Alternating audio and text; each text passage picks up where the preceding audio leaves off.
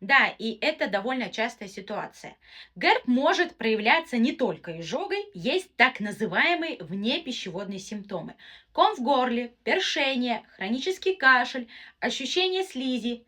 Почему так происходит? Потому что содержимое желудка может забрасываться выше, раздражать не только пищевод, но и глотку. Если при ФГДС есть признаки слабость нижнего пищеводного сфинктера, воспаление слизистой, это подтверждает связь с рефлюксом. И в таком случае важно лечить именно ГЭРБ. Работать с причиной, питанием, внутрибрюшным давлением, а не только симптомами у лора. И когда рефлюкс берется под контроль, эти непонятные симптомы тоже уходят.